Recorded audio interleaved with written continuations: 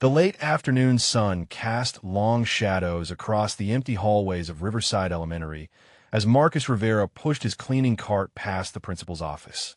The familiar squeak of the third wheel echoed in the silence, a sound that had become as routine as his breathing over the past 3 years. Through the tall windows facing the playground, he caught sight of movement that made him pause. 2 small girls sat alone on the far bench, their matching backpacks pressed close to their sides like shields. Even from this distance, Marcus could read the tension in their postures, the way they hunched their shoulders and kept glancing toward the monkey bars where a group of older kids had gathered. His trained eye, honed by years of observing children in crisis, immediately recognized the signs. The twins couldn't be more than 7 years old, with straight black hair that caught the golden light. One wore a blue sweater, the other pink, but both carried themselves with the same defeated slump that spoke of weeks, maybe months, of systematic targeting. Marcus set down his spray bottle and moved closer to the window. The older kids were circling now, 3 boys who looked to be 4th graders, their movements predatory and deliberate.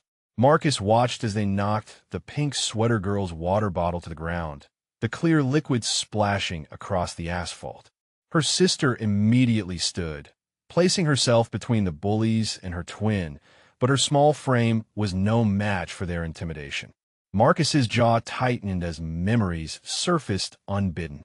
Different playground, different children, but the same helpless anger that had once driven him to dedicate his life to protecting kids like these. His hand moved instinctively toward the radio clipped to his belt, but he stopped himself. By the time any teacher responded, it would be over and nothing would really change.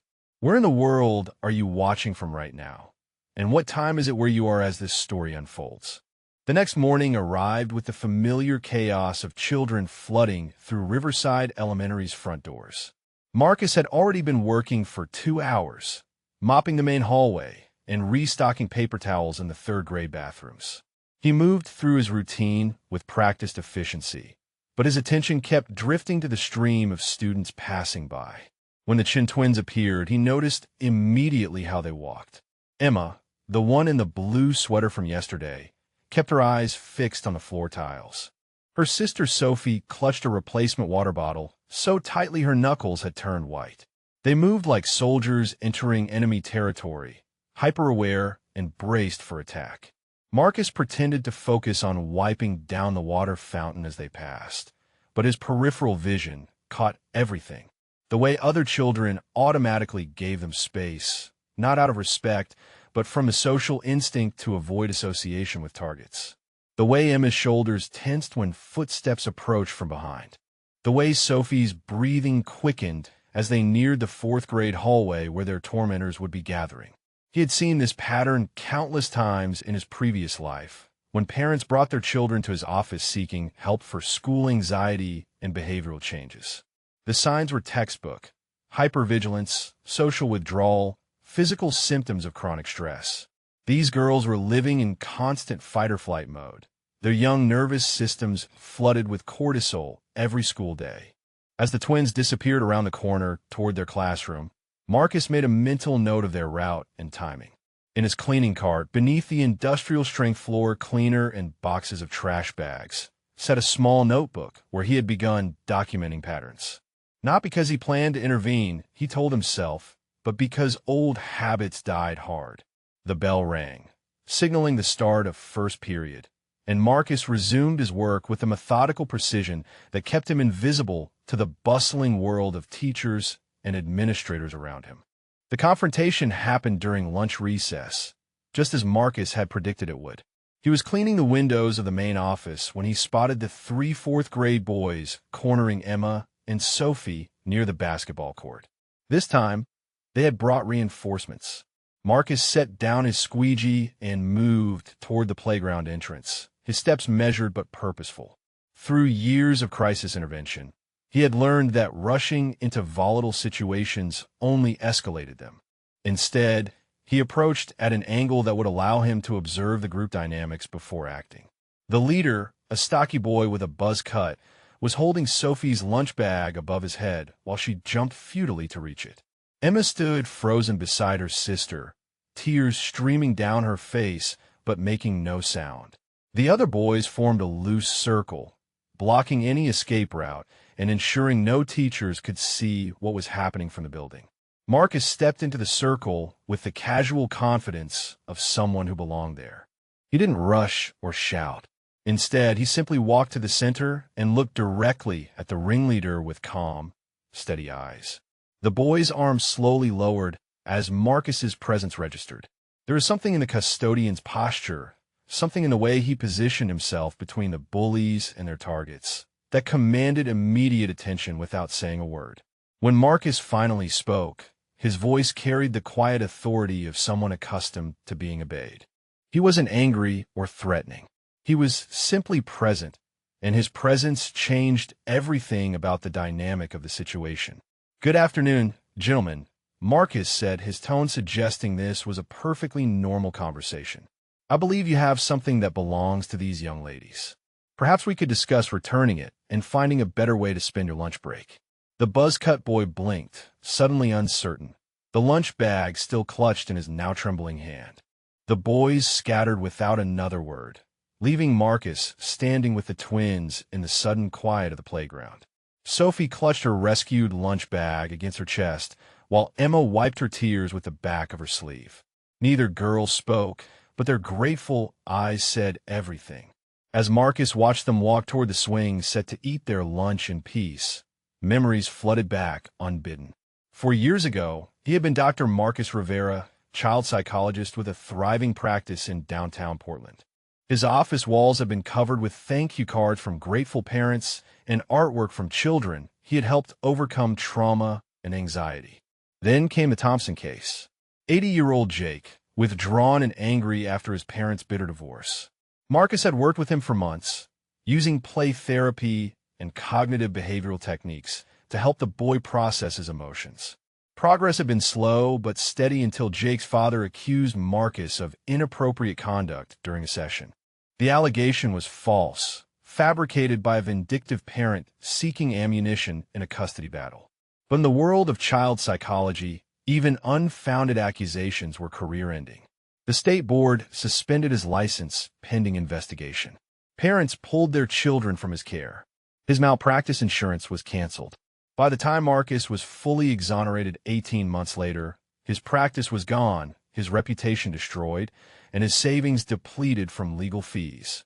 His own daughter Lily had watched her father transform from a respected professional to a man struggling to find work that would support them both. The custodial position at Riverside Elementary was the only job that would hire someone with his complicated history. Ironic that he now spent his days surrounded by the children he was no longer allowed to help professionally. Marcus returned to his cleaning cart, but his eyes followed Emma and Sophie as they found a quiet corner to eat their sandwiches, finally safe from persecution. Over the following weeks, Marcus began implementing subtle changes to the school environment. During his evening cleaning rounds, he strategically rearranged furniture in common areas to eliminate blind spots where bullying typically occurred. He adjusted lighting fixtures to brighten previously shadowed corners and repositioned trash cans to create natural gathering points for positive social interaction. His years of environmental psychology training proved invaluable. Small modifications to physical spaces could dramatically influence behavior patterns, and Marcus applied this knowledge with surgical precision. He created clear sight lines for teachers on playground duty and established natural barriers that discouraged group intimidation dynamics. The changes were so subtle that faculty attributed the decrease in behavioral incidents to random chance. What they didn't realize was that Marcus had spent countless hours studying traffic patterns, mapping social hierarchies, and identifying intervention points where minor adjustments could yield maximum behavioral impact. Emma and Sophie began arriving at school with less visible anxiety. Marcus observed them during his morning routines, noting improved posture and more frequent eye contact with peers. They still ate lunch together, but now they chose tables in the main cafeteria rather than hiding in isolated corners. More importantly, the buzzcut ringleader and his crew had shifted their attention elsewhere. not because they had reformed their bullying tendencies, but because Marcus had systematically eliminated their preferred hunting grounds and made their usual tactics logistically difficult to execute. During his lunch break, Marcus sat in his small custodial office and updated his notebook with behavioral observations. Each entry was coded with initials and timestamps, creating a comprehensive database of social interactions and environmental factors. What part of this story resonates most with you?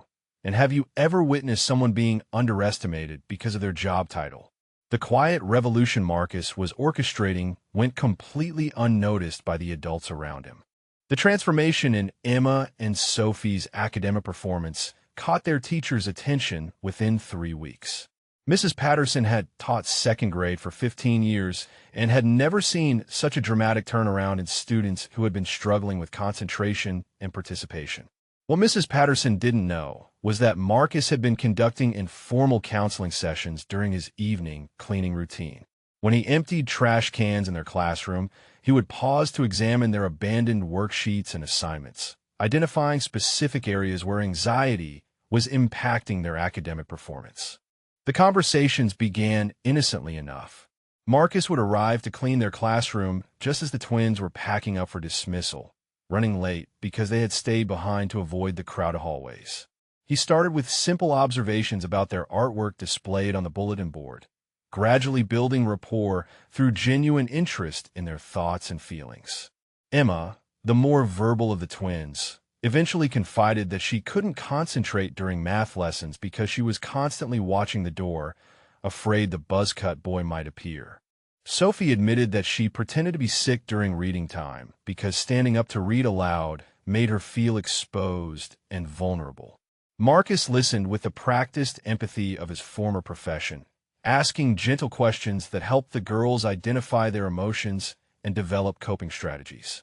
He taught them breathing techniques disguised as games, showed them how to use positive self-talk to manage anxiety, and helped them recognize the difference between real danger and perceived threats. The girls began arriving at school earlier, seeking out Marcus during his morning setup routine. They would chat while he arranged desks and cleaned whiteboards, their conversations becoming a safe space where they could process their experiences and build emotional resilience. Their improved confidence showed in everything from handwriting legibility to active participation in class discussions. Victoria Chen stood in her corner office 30 floors above downtown Portland, reviewing quarterly reports from her company's various divisions.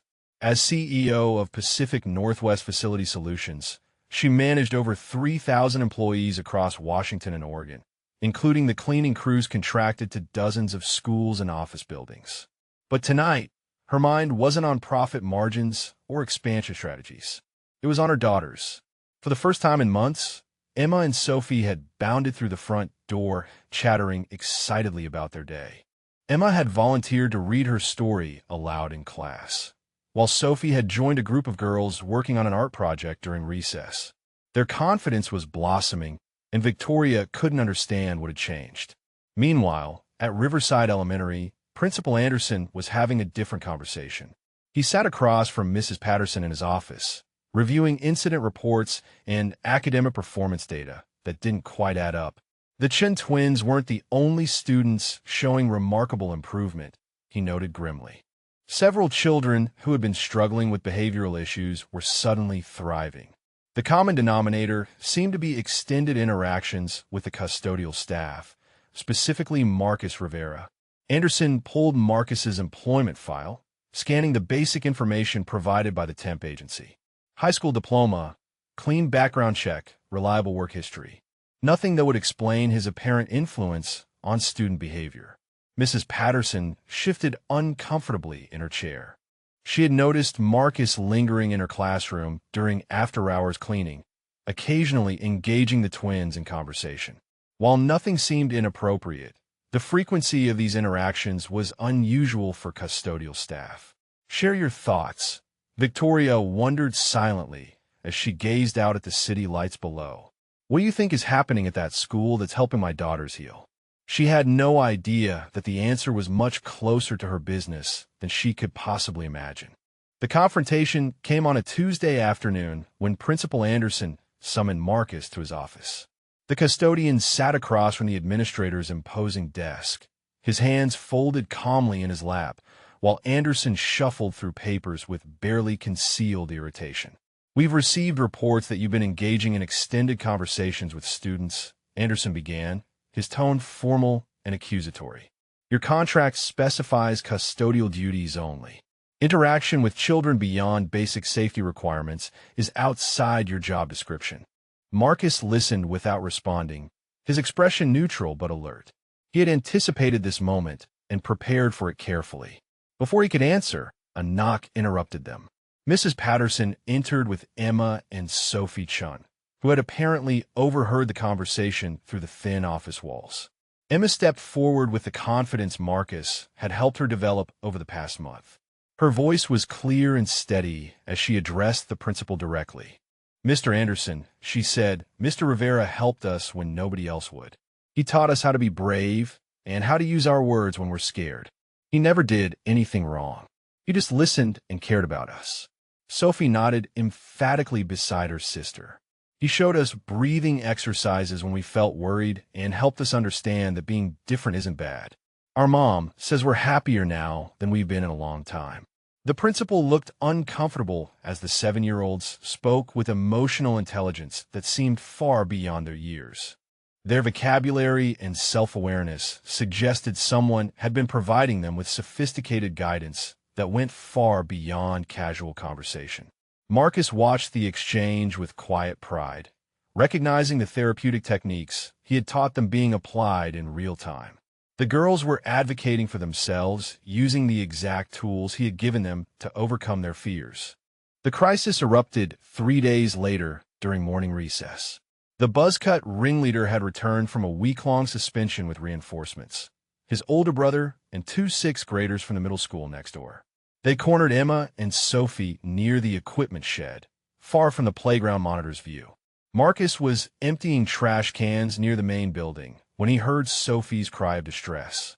Through the chain-link fence, he could see the confrontation escalating rapidly. The older boys had knocked Emma's backpack to the ground, spilling her carefully organized school supplies across the asphalt. But this time was different.